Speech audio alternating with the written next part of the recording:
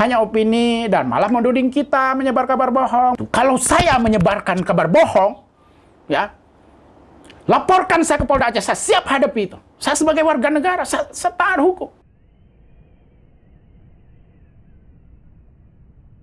Assalamualaikum warahmatullahi wabarakatuh. Bertemu lagi dengan Mina di channel PHTM, tepatnya di episode ke-39 tahun kedua, Senin 3 Januari 2022. Ini bertepatan dengan tahun baru ya pemirsa PHTM, dan kali ini kita akan mengangkat tema tentang benarkah penunjukan PLT Kepala BPBJ Setda Aceh cacat hukum, bersama narasumber kita yang sudah hadir di studio PHTM, Bapak Syahya Merizal ya, Koordinator Masyarakat Pengawal Otsus Aceh. Assalamualaikum Pak Syahya ya, Pak Syahya nih ya. Ya, waalaikumsalam warahmatullahi. Gimana kabarnya nih Bang? Alhamdulillah. Alhamdulillah. Bang, ini terkait tema kita ya. Benarkah penunjukan PLT Kepala BPBJ Setda Aceh cacat hukum? Ini apa masalahnya nih Bang? Iya, kemarin saya memang menyoal ya keabsahan terkait penunjukan pelaksana tugas PLT Kepala BPBJ yang baru ya, yang baru ditunjuk pada hari Jumat yang lalu. Kalau keputusannya sebenarnya di Kamis itu. Nah, makanya di sini ada regulasi yang tidak sesuai. Ya, ada aturan yang tidak sesuai yang dilakukan oleh pemerintah Aceh melalui keputusan gubernur tersebut. Makanya saya menyebut sebagai cacat hukum atau cacat prosedur atau cacat administrasi lah begitu. Nah, dasarnya apa saya menyebut cacat hukum? Dasarnya ini berawal dari rilis resmi Biro Humas Pemerintah Aceh begitu. Nah, tadi pada rilis ini oleh Biro Humas dirilis ya, Gubernur Aceh tunjuk Teuku Aznal Zahri sebagai Kepala Biro PBJ. Nah, di dalam rilis resmi yang dikeluarkan oleh Karu Humas Pemerintah Aceh disebutkan bahwa penunjukan tersebut tertuang dalam keputusan Gubernur nomor PEK 831.22/089 tanggal 23 Desember 2021 ya. Yang saya garis bawahi tanggal 23 Desember tahun 2021. Pada saat tersebut, saudara Aznal ini masih menjabat sebagai Kepala Bidang Pemerintahan Gampong dan Mukim di Dinas Pemberdayaan Masyarakat Gampung. Ya, DPMG. Ya, tanggal 23 nih ya, ceritanya tanggal 23 hari Kamis. Ya. Artinya masih di jabatan itu ya? Masih di jabatan itu. Kepala Bidang. Kemudian Gubernur mengeluarkan SK menunjuk yang bersangkutan. Ya, menunjuk yang bersangkutan menjadi PLT Kepala Biro BPBJ tadi, Kepala BPBJ ya, PLT. Ya.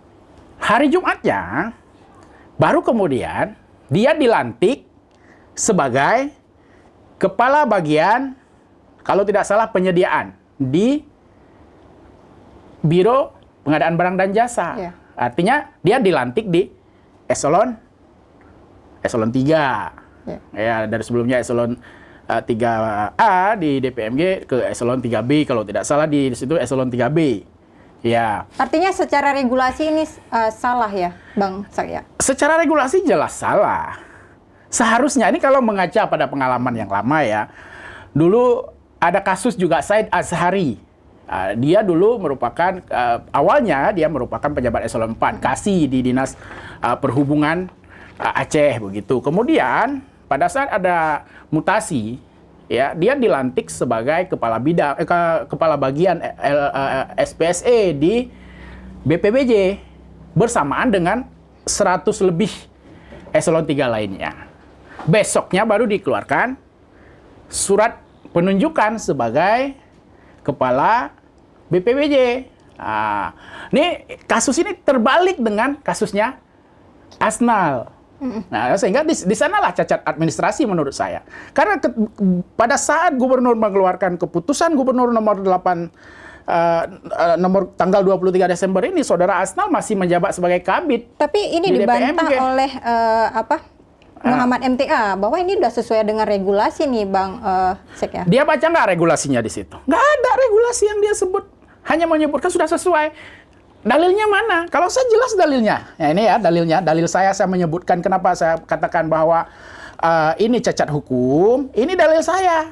Ini dalil saya bawa, saya sengaja saya print. Apa Anda menuding juga pemerintah tidak membaca aturan-aturan regulasi seperti saya itu? justru yang dituding, makanya saya sekarang saya tunjukkan ini loh bacaan saya. Bacaan saya ini dikeluarkan oleh lembaga resmi negara yang punya kewenangan mengatur soal manajemen kepegawaian. Ya, jelas ini. Saya sebutkan surat edaran nomor 1/SE/1/2021. Ini surat edaran ini merupakan perbaikan dari surat edaran tahun 2019 ya, karena yang 2019 sudah dicabut ini. Jadi di surat edaran ini yang dikeluarkan oleh Kepala BKN RI itu disebutkan, diatur soal penunjukan pelaksana tugas begitu. Oke, ya. tapi kan sebelumnya nih itu kan ada Pak Said Anwar. Iya. Ya kan mengundurkan diri. Mengundurkan diri ya. Terus Bapak Aznal ini ditunjuk sebagai BPJB tadi, tapi itu kan tidak merubah aturan itu Pak Sak ya? Iya, saya jelaskan dulu kronologis. Kenapa saya sebut? Nah, dasar ini kan yang mengatur ini SE, ya jelas ya. Saya ingin di mana ada pelanggaran administrasinya, pelanggaran. di mana ada cacat hukumnya, di mana ada pelanggaran terhadap regulasi yang ada. Ya, pertama, ini salah satu pada poin ketiga ya isi surat edaran huruf B poin angka ke-7 itu disebutkan di sini penunjukan pegawai negeri sipil sebagai pelaksana tugas atau pelaksana harian dan pelaksana tugas tidak perlu ditetapkan dengan keputusan, melainkan cukup dengan surat perintah. Ya kan? Kalau di sini jelas disebutkan sebagai keputusan, surat keputusan keputusan gubernur kan? Iya. Ya kan? Iya. Ini jelas kan? Ini jelas regulasinya yang saya baca di sini disebutkan surat perintah. Di sini rilis Humas Pemerintah Aceh. Apa perbedaannya tuh keputusan. SK putusan dengan perintah tuh Bang Sak ya? Iya beda. Saya kalau misal dampaknya saya tidak terlalu paham, tapi jelas ini ada perbedaan bahwa ada administrasi yang cacat di situ. Cacat administrasi ini biasa loh. Bukan, dia tidak berdampak pidana, biasa aja. Jadi kalau kita koreksi itu semangatnya untuk diperbaiki. Nah, jadi ini satu ya soal harusnya cukup dengan surat perintah. Nah, model surat perintah ada contohnya ini ya. Surat perintah pelaksana tugas, ya kan? Surat perintah, bukan keputusan, surat keputusan bukan. Itu satu saya sebut sebagai ada cacat hukum. Ya kalau di regulasi disebut begini, yang dilakukan begitu kan itu cacat hukum, cacat administrasi, cacat prosedur namanya. Jadi jangan baper lah dibilang cacat hukum langsung marah-marah mereka kan. Apa juga ini melirik kasus-kasus sebelumnya yang dibilang pemalsuan itu nanti kita masuk ke sana karena banyak ini bukan yang baru ini di pemerintah Aceh. Nah, yang kedua nih, ini catatan saya ada 3 poin gitu. Yang kedua disebutkan bahwa ya penunjukan pejabat untuk sebagai pelaksana tugas itu ya pada jabatan yang sama tinggi atau satu tingkat di atasnya di lingkungan unit kerjanya. Di lingkungan unit kerjanya ini sabol. Unit kerja saudara Aznal ini pada saat gubernur mengeluarkan keputusannya itu ada di Dinas Pemberdayaan Masyarakat Gampong. Bukan sudah jelas melanggar. Bukan ya? BPBJ begitu. Nah, ini yang terjadi ya. Ini kita lihat timingnya. Ini makanya sangat urgen ini antara tanggal 23 itu keluar surat keputusan gubernur dengan dia dilantik sebagai kepala bagian ya sebagai kabak penyediaan kalau tidak salah di BPBJ. Artinya mendahului. Berbeda kasus dengan Said Azhari yang dulu dia lebih dulu dilantik sebagai kabak LPSE, baru kemudian esoknya baru ditunjuk sebagai pelaksana tugas kepala BPBJ. Nah ini satu. Yang kedua soal harus di lingkungan unit kerjanya, ya itu unit kerja yang sama ya. Unit kerja yang sama. Misalnya nih, ya contoh ya sebelum ini ada kasus misalnya dinas Dinas Tenaga Kerja dan Mobilitas Penduduk. Itu kan kadisnya mengundurkan diri gara-gara jadi tersangka. ya kan? Kemudian oleh gubernur menunjuk salah satu kabid di sana menjadi pelaksana tugas kepala dinas. Masih di lingkungan yang sama. Oh, tidak terlalu berbeda ya, Bang Tidak Sagi, pindah ke unit kerja yang berbeda. Nah, ini ya, kita tidak soal yang benar, ngapain kita soal, kan begitu. Terus ini juga ada catatan ya, ini terkait dengan lingkungan unit kerja yang sama. Pengangkatan sebagai pelaksana tugas tidak boleh menyebabkan yang bersangkutan dibebaskan dari jabatan definitifnya. Ini sekali lagi, jabatan definitif dia pada saat ditunjuk oleh gubernur itu masih kepala bidang DPMG. di DPMG, belum sebagai kabid. Oke, dari Ini mendahului ya. dari analisis Bang Sagi tadi, apa terlalu mendesak ini gonta-ganti pejabat di lingkungan pemerintah di akhir tahun ini, Pak Sagi? Iya. Nah, ini kita tadi berbicara regulasinya, ya. Saya ingin mengingatkan, jangan kita mengingat spirit kita, menyampaikan kritik, mengingatkan pemerintah. Ada yang salah loh. Nah, ketika ada yang salah seperti ini, perbaiki. Nggak terlalu ribet kok urusannya. Perbaiki. Itu kan hanya kesalahan administrasi. Ya kan? Iya. Karena bisa berdampak hukum juga. Kalau misalnya soal keabsahan ini digugat di kemudian hari, produk-produk hukum yang dikeluarkan, produk yang berdampak hukum ya, yang dikeluarkan oleh saudara Asnal ini bisa dipersoalkan di depan hukum, di lembaga peradilan begitu. Sudah melanggar aturan secara administrasi. Iya, sejak awal begitu. Kan ini ditertibkan, itu semangat kita. Jangan kemudian ketika kita kritik marah sama yang kritik. Ya kan? Menuding bahwa kita menyebar hoax, tidak membaca aturannya. Lah ini bacaan kita jelas. Ya. Ini soal regulasi jelas ya, bahwa saya punya Berarti dalil. Anda mengkritik ini hanya soal regulasi saja, Bang Sagi, atau tidak ada masalah secara pribadi dengan Bang Aznal nih? Enggak, saya nggak kenal yang bersangkutan. Ya, saya nggak pernah kenal yang bersangkutan. Tapi pernah membaca, karena dulu kan heboh yang beliau ini pernah memalsukan dokumen soal pangkat. Itu lain kasusnya lain lagi. Nah, kalau ini kan jelas regulasinya. Di mana dalil saya melakukan kritik soal pelaksana tugas Kepala BPBJ yang baru ditunjuk oleh Gubernur Nova ini cacat hukum, ini dalil saya. Siapa yang menuding Anda, Bang Sagi? Pemerintah atau? Edaran Kepala BKN gitu. Saya lihat ada beberapa pernyataan. Yang pertama dari Jubir. Jubir itu hanya menyebutkan sudah sesuai regulasi. Ya, tidak benar cacat hukum, sudah sesuai regulasi. Tapi tidak disebutkan regulasi mana sebagai dalil bahwa itu sesuai regulasi, begitu. Ya, kemudian ada rilis kedua, itu yang menyampaikan argumentasi adalah Kepala Badan Kepegawaian Aceh, ya Pak Kohar. Ya, beliau lain lagi yang saya soal ini soal regulasi terkait SE ini yang beliau jelaskan itu soal pembinaan kepegawaian terkait dengan status Pak Asnal yang dulu pernah diberi sanksi terkait dengan pemalsuan dokumen yang dilakukannya. Dan itu benar yang dijelaskan oleh Pak Abdul Kohar, Pak Kohar itu sudah benar. Tapi yang kita soalkan sekarang ini bukan. Kalau soal pelanggaran, ya, soal pemalsuan dokumen itu kan, itu masuk ke wilayah etik dan soal kepatutan. Nanti kita bahas lain lagi. Ini berbicara regulasi dulu. Ya, ini clear ya regulasinya.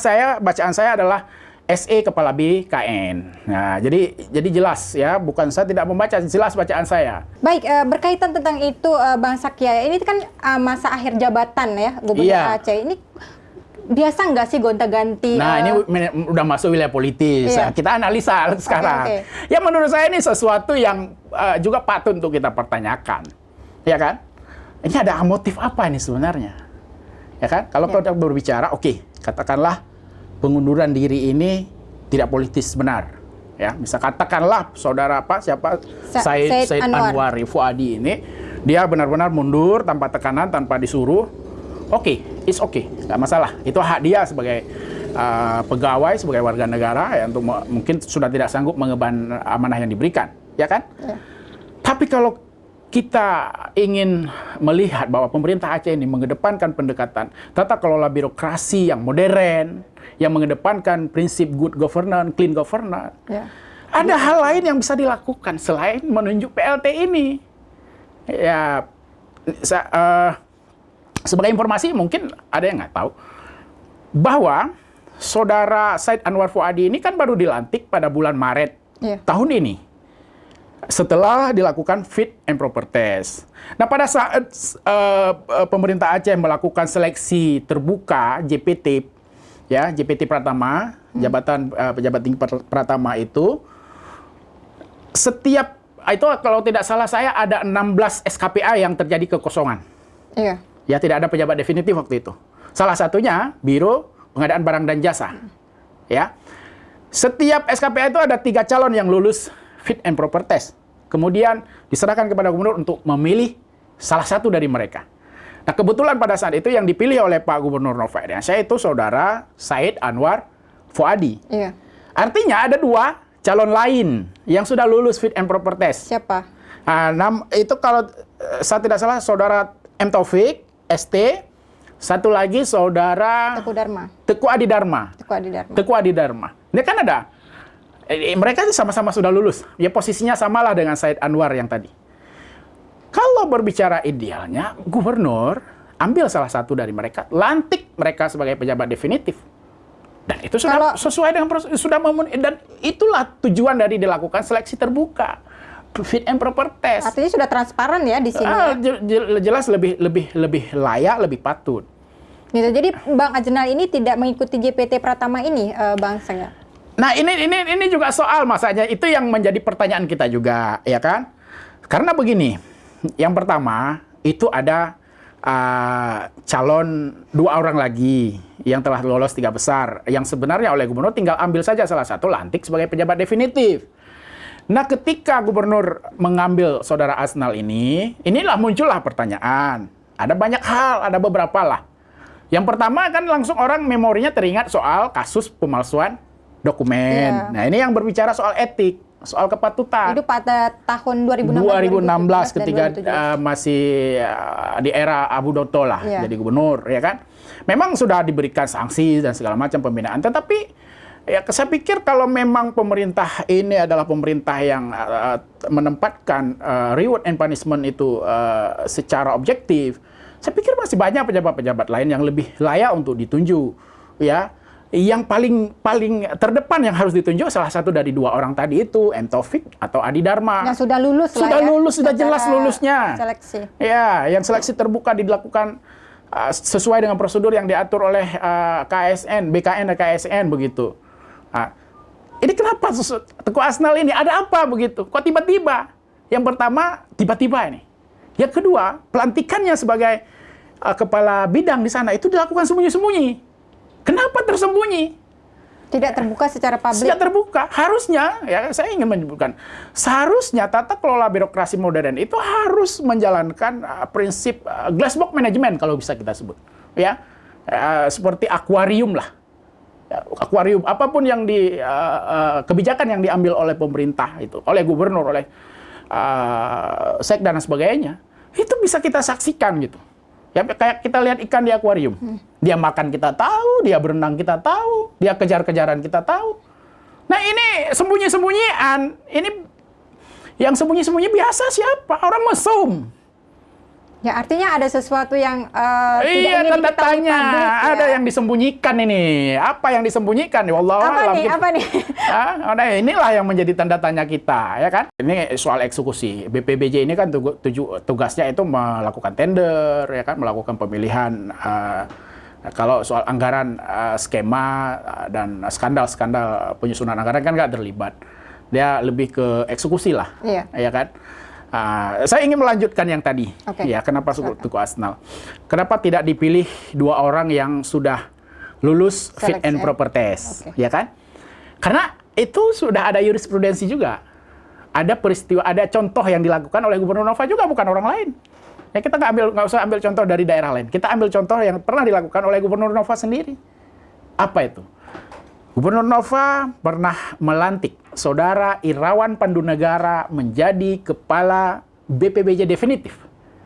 Ketika Pak Nizarli sebagai kepala BPBJ yang dulu dilantik oleh Pak Irwandi mengundurkan diri. Begitu Pak Nizarli ini mengundurkan diri, Pak Irawan Pandunegara itu pada saat itu menjabat salah satu kabak. Ya. Kebetulan beliau ini juga salah seorang yang lulus fit and proper test, 1 dari 3 orang. Satu lagi saya lupa namanya ya, Pak Nezarli, Pak Irawan Pandu Negara, satu lagi saya lupa. Nah, setelah hanya ditunjuk sebagai PLT beberapa saat, kemudian beliau dilantik sebagai pejabat definitif. Kenapa bisa? Karena dia telah lulus fit and proper test, telah lulus 3 besar fit and proper test. Nah, itu sudah ada contoh yang dilakukan ya. Kenapa Pak? Sekarang Pak Gubernur Nova Iriansyah tidak mengulang lagi. Ya seperti melantik Pak Irawan Pandu, sih lantik aja salah satu Pak Taufik atau Pak Teguh Adirna ya. Pak Teguh Adi Dharma tadi kan. Nah, itu yang saya ingin memberikan contoh. Jadi jangan kemudian ketika kita kritik bahwa ini cacat hukum, mereka justru mencari pembenaran, menjustifikasi, tapi dalilnya nggak ada. Hanya opini dan malah menuding kita menyebar kabar bohong. Kalau saya menyebarkan kabar bohong, ya, laporkan saya ke Polda Aceh, saya siap hadapi itu. Saya sebagai warga negara, saya taat hukum. Saya punya dasar ketika berbicara. Jelas bacaan saya, SE dari Kepala BKN. Dalil Anda apa menuding saya bohong? Dalil Anda apa menyebutkan bahwa tidak ada kesalahan, tidak ada salah cacat prosedur? Ya. Kalau Anda laki-laki, ayo laporkan saya ke Polda Aceh, saya siap hadapi. Artinya kita udah berbicara sesuai dengan data ya, Bang? Sesuai dengan data. Saya nggak pernah ya sesuatu yang terkait dengan regulasi itu, saya tidak pernah berimprovisasi hanya dari saya ciptakan sendiri aturan. Nggak ada. Saya baca dulu ketika mau mengeluarkan pernyataan. Begitu. Dan spirit saya ingin menyampaikan sekali lagi, ya, spirit saya itu kita dorong untuk ada perbaikan. Lo ada salah prosedurnya ini, ya kan? Misalnya gubernur itu tadi tanda tangannya SK-nya kan mendahului. Iya. Nah, tinggal diganti aja. Ya, cabut keputusan yang lama, buat yang baru. Tapi ada juga aturan jangan keputusan tapi surat perintah. Iya. Jangan rubah. Jangan pakai keputusan tapi tinggal perintah. Kalau perintah itu berarti bisa? Tengku aja. Iya, surat perintahnya tapi jangan mendahului mutasinya lah. Ya harus mutasi dulu baru dia keluarkan surat perintah. Kan begitu. Artinya sudah sesuai dengan prosedur ya? Iya, ya? Biar administrasinya tertib, ya kan? Jangan sampai ada, ini kan kejahatan administrasi. Karena kalau berbicara kejahatan administrasi yang dilakukan oleh pemerintah Aceh ini bukan hal yang baru. Ada sanksi nggak kalau misalnya kejahatan administrasi itu? Kalau sanksinya, kalau misalnya objeknya ini bisa masuk, kita bisa laporkan ke BKASN, mereka bisa perintahkan untuk dibatalkan, untuk dicopot. Nah ini juga tergantung. Karena memang administratif. Tapi kalau misalnya ada orang yang menggugat ke PT UN, dan PT UN memutuskan bahwa ini tidak. Ya, ini terkait juga tentang peraturan pemerintah nomor 53 ya, tentang kejahatan administrasi dan juga disiplin pegawai negara. Betul. Seperti itu ya. Iya. Jadi dari sana itu yang kita dorong sebenarnya, spirit kita. Tapi kemudian disambut seakan-akan kita ingin mempermalukan pemerintah Aceh dan sebagainya. Ya, kemudian inilah yang selama ini ya kita lihat bahwa kejahatan administrasi yang ada di lingkungan pemerintah Aceh ini kan bukan peristiwa baru. Oke. Bukan hal baru. Oke. Ya, sebelum ini ya, saya ingin kasih contoh. Ya, sebelum ini pernah nggak lihat ada pergub soal pemutihan pajak kendaraan bermotor, ya kan? Pergub itu ditandatangani tanggal 30 November. Tapi tanggal 20-an November itu sudah beredar. Itu kan lucu. Aneh. Ya, tanggal maju, biasa tanggal mundur, ini tanggal maju. Tanggalnya belum nyampe.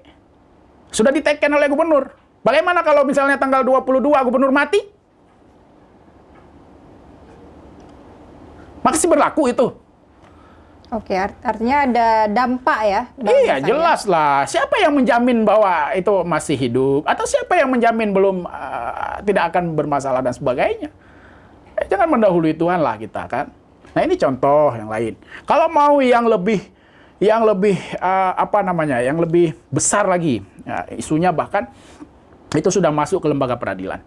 Kasus pencopotan kepala ketua MAA, Bapak Badruz Zaman Ismail. Nah, ini kan juga kejahatan administrasi. Dan itu sudah ada putusan hukumnya loh. Dari tingkat pertama, tingkat banding, tingkat kasasi. Itu bahkan sudah diperintahkan untuk mengeksekusi, mengembalikan Bapak Badruz Zaman Ismail ke posisi ketua MAA. Sampai hari ini, perintah itu tidak pernah dilakukan oleh Gubernur Aceh. Makanya saya sebut bahwa pelanggaran administrasi, kejahatan administrasi peristiwa cacat hukum, peristiwa cacat prosedur yang ada di lingkungan pemerintah itu bukan hal baru. Apa ini sudah menjadi kebiasaan yang memang dianggap biasa oleh kalangan pemerintah, Bang Sak ya, untuk kejahatan administrasi ini? Yes, sebenarnya bukan hanya pemerintah Aceh, mungkin daerah lain juga melakukan. Tapi kan begitu mereka sadari ini salah, perbaiki. Tidak perlu ngotot mempertahankan. Nah ini misalnya nih, contoh kasus Pak Badrul Zamal Ismail ya kan. Ya ketika ada koreksi, PT UN sudah putuskan di tingkat pertama bahwa ini salah, kembalikan beliau ke posisi semula. Harusnya segera dikembalikan lah. Jangan keluar habiskan lagi sekarang uang. Ketika mereka gugat ke pengadilan, mereka bayar pengacara. Pengacaranya itu dibayar dari uang rakyat Aceh. Uang rakyat yang habis. Pada akhirnya hasilnya juga beliau, secara hukum, beliau masih berhak. Ini yang terjadi. Nah, kita ingin mengingatkan supaya taat pada peraturan yang ada. Disiplin pada tata tertib dan regulasi yang ada ini supaya tidak punya dampak pada merugikan uang rakyat. Ada nggak hubungan kedekatan ini dalam pemilihan BPBJ ini, Biru? Nah, kalau itu saya nggak tahu ya. Saya nggak kenal lah. Pak Nova nggak kenal. Mungkin Pak Nova nggak kenal sama dua yang calon kandidat yang Anda sebutkan tadi, Pak Taufi dengan Pak Adi Dharma. Iya kan, nggak perlu kenal. Kan dulu ngapain buka seleksi terbuka. Yang penting mereka udah lulus, artinya lebih layak, lebih patut. Tapi kalau berbicara Asnal ini kan, selain soal skandal dulu, skandal pemalsuan dokumen, ya, untuk menyimpulkan bahwa dia sebenarnya tidak patut dan tidak layak. Nah ini ada bukti juga satu lagi. Anda saya menunjukkan buktinya kepada pemirsa. Saya malas nanti dibilang nggak membaca. Saya datanya nih. Yang bersangkutan saudara Asnal ini ikut seleksi terbuka JPT Pratama di pemerintah Aceh pada bulan Maret yang lalu. Nah, dia ikut ini namanya nih nomor 18 T Asnal Zahri SSTP. Ya, jelas ini T Asnal. Tapi dia tidak lulus 3 besar.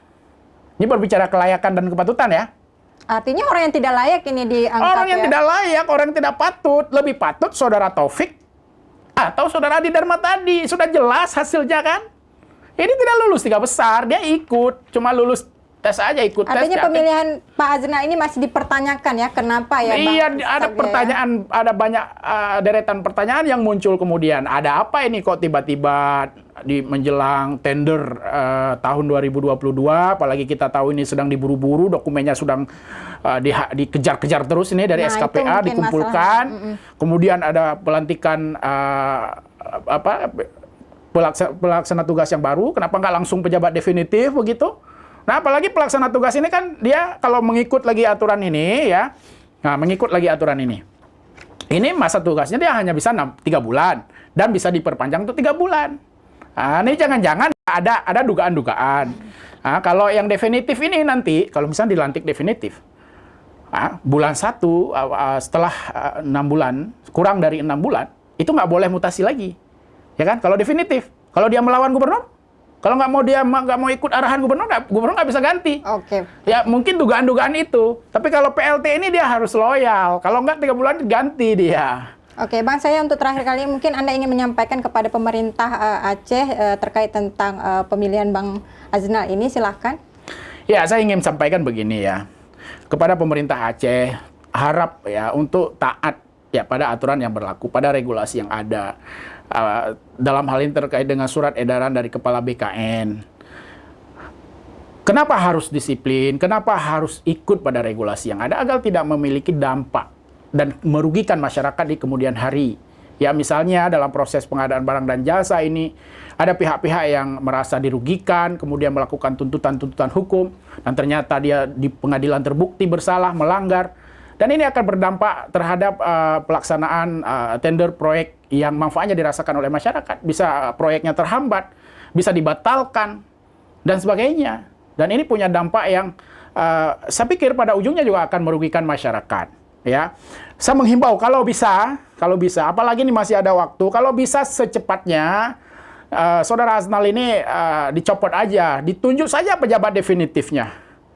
Ya, sehingga lebih legitimasinya lebih terjamin begitu, dan produk yang mereka hasilkan ketika menjabat juga tidak dipersoalkan oleh para pihak nanti yang merasa dirugikan Nah, saya pikir itu aja. Semua tujuan saya menyampaikan ini adalah untuk perbaikan tata kelola birokrasi sehingga lebih berkualitas, sehingga pelayanan publik yang diberikan juga lebih bermanfaat bagi seluruh rakyat Aceh. Saya pikir itu aja. Oke, baik, terima kasih Bang Sakya sudah menjelaskan secara tuntas ya pemirsa PEHTEM terkait tentang PLT Kepala BPBJ ya Aceh. Nah, bagi pemirsa PEHTEM yang di rumah, tetap setia untuk menonton PEHTEM di setiap Senin dan Kamis, dan jangan lupa like, share, and subscribe juga. Saya Siti Aminah mohon undur diri. Assalamualaikum warahmatullahi wabarakatuh. Waalaikumsalam warahmatullahi wabarakatuh.